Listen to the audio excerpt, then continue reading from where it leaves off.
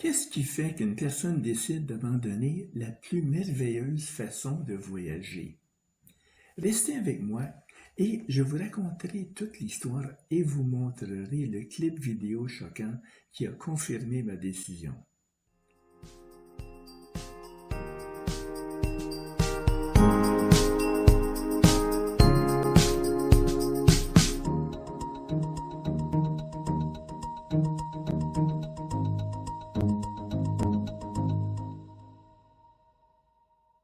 Il s'agissait d'un séjour de vacances, d'un court voyage, d'une courte distance vers un terrain camping voisin.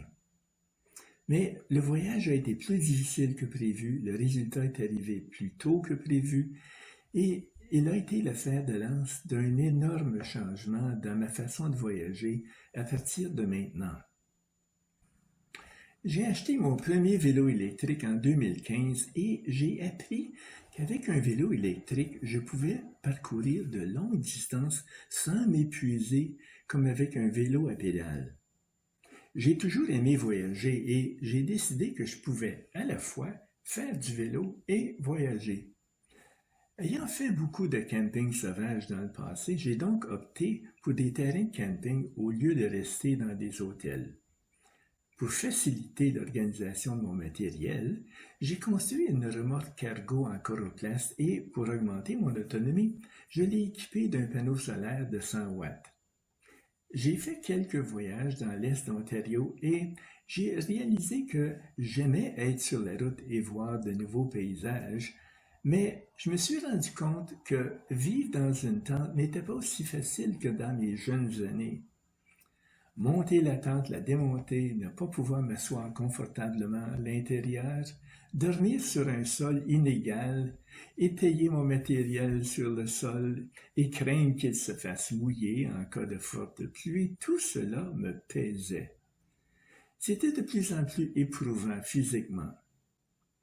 J'avais vu de nombreuses vidéos sur YouTube de caravanes que les gens remorquent derrière leur vélo et je voyais bien qu'une caravane était moins compliquée et moins longue à monter qu'une tente. Et il serait plus confortable m'allonger sur mon matelas pneumatique sur un sol plat en bois.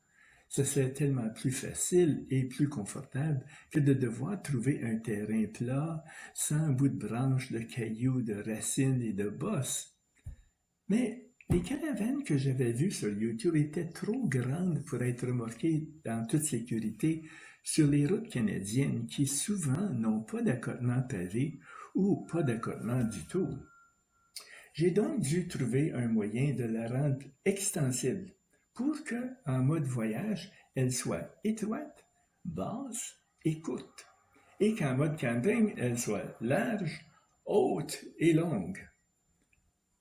En 2018, après 2 ans de tâtonnement et d'expérience avec des dessins et des prototypes en carton, j'ai enfin terminé la construction d'une caravane à vélo qui correspondait exactement à mes besoins. J'ai fait des voyages allant de 4 à 14 jours et ce furent des jours merveilleux. J'ai vraiment apprécié d'être sur la route. Le matin, j'étais fatigué après avoir fait mon petit déjeuner et levé le camp, mais dès que j'enfourchais mon vélo électrique, mon énergie remontait et je pouvais rouler plusieurs heures d'affilée. Mais l'année dernière, en avril 2022, j'ai subi une arthroplastie complète du genou. Il faut plusieurs mois pour se remettre de cette intervention parce qu'elle est très invasive. Et je ne pouvais donc pas envisager de faire de vélo camping avant l'automne. Mais au cours de l'été, je me suis senti de plus en plus faible et on m'a diagnostiqué un lymphome non-Hodgkinien pour la 3e fois dans ma vie. Cela a mis fin à toute possibilité de faire du cyclotourisme pour la saison 2022. J'ai suivi une chimiothérapie pendant 6 mois et je peux remercier ma bonne étoile car, une fois de plus, la médecine moderne m'a sauvé. Mais cette fois, la fatigue et la faiblesse n'ont pas disparu. Je suis fatigué quand je me réveille le matin et je reste fatigué toute la journée. Au printemps, j'espérais être assez bien pour faire un long voyage d'Ottawa à Halifax, un trajet de 1600 km. 1600 km en une direction.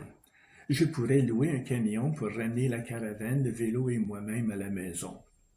Mais ce n'était qu'un vœu pieux.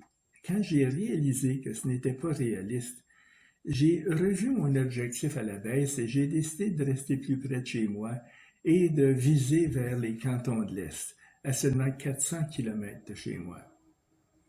Mais les mois de juin et juillet ont passé et je n'avais toujours pas trouvé l'énergie de reprendre la route.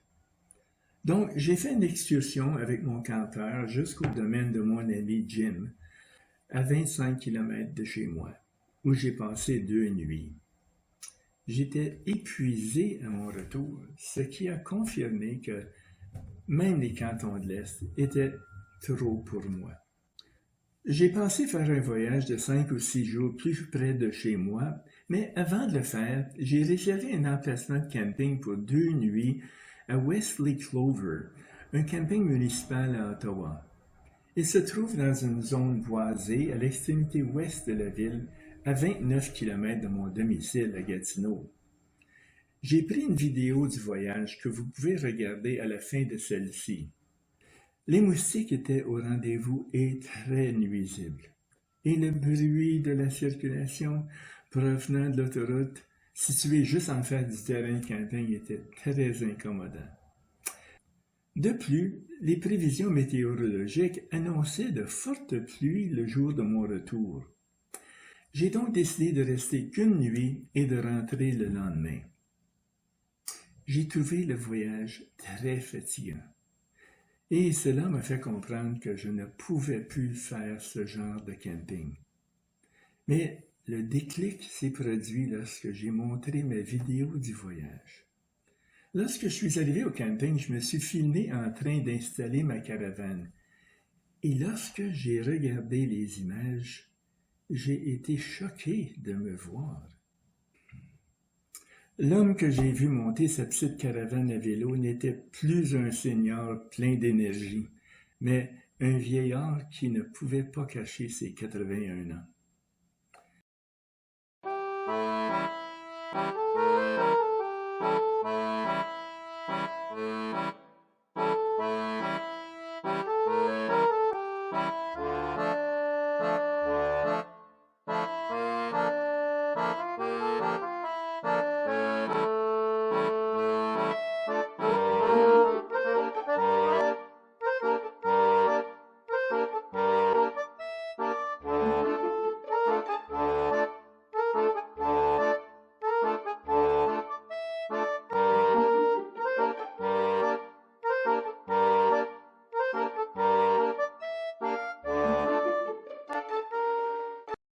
Cela a confirmé la décision que j'avais prise.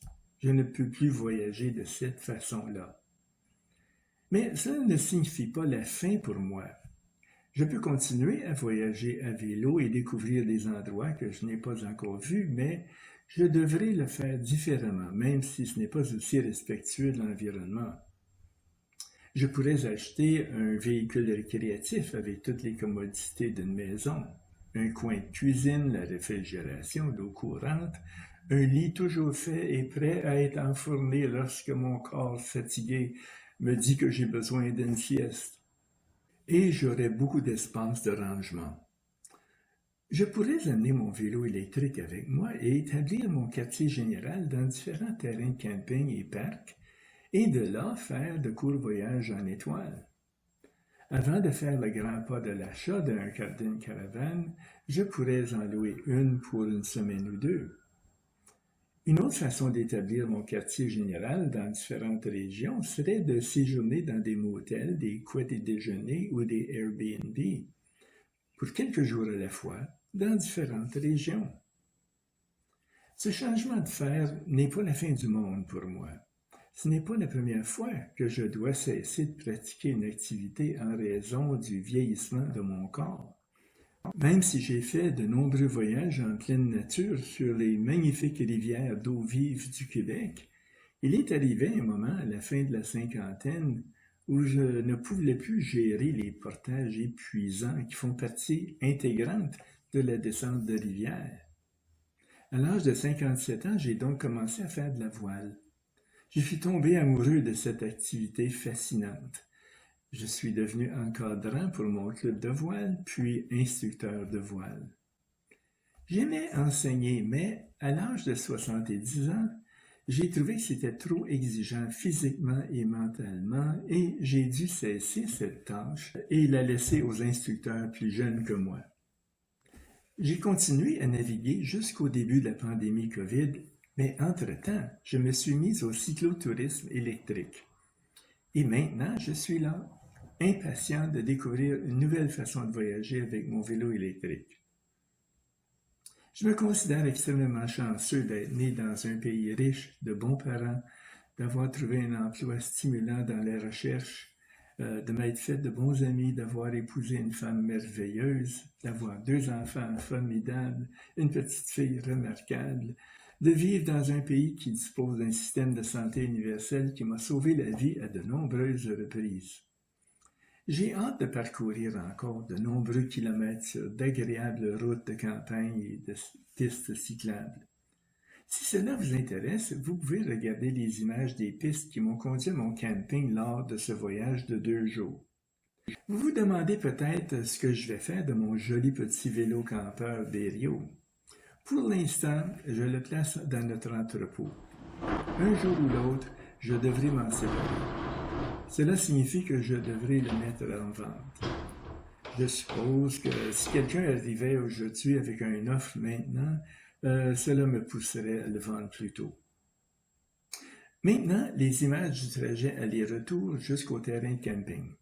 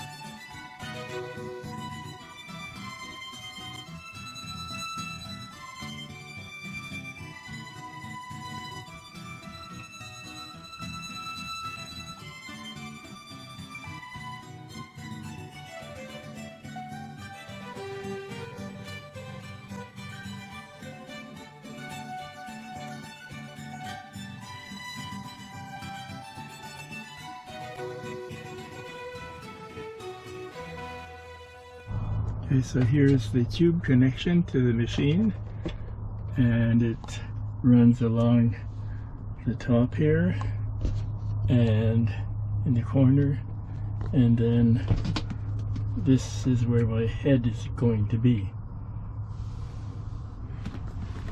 And the nasal mask is for now it's suspended here, and the same with my chin retainer. Tuesday the 29th, I'm on my way. I had a reasonably good night's sleep in spite of the noise, and the mosquitoes didn't bother me during the night, but now today they're terrible. I don't know if you can see them here. They're absolutely horrible. So I'm not going to be too sorry to leave the mosquitoes. It's 20 after 11, and I'm heading back home slowly. I'm going to stop for lunch. There's a bicycle store I want to go and see about my kickstand. Oh, I didn't mention that my kickstand is broken, and so because of that, I have to find a place to lean the bike. Every time I stop, I have to have some kind of a vertical structure of some sort to lean the bike against.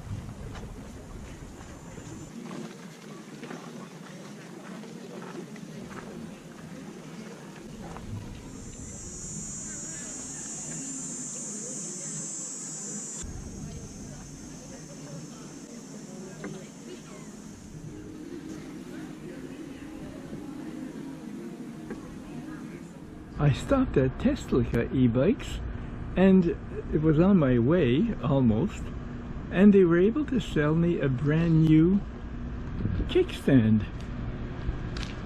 And they gave me the screws that go with it, and here it is. A nice, shiny, new kickstand.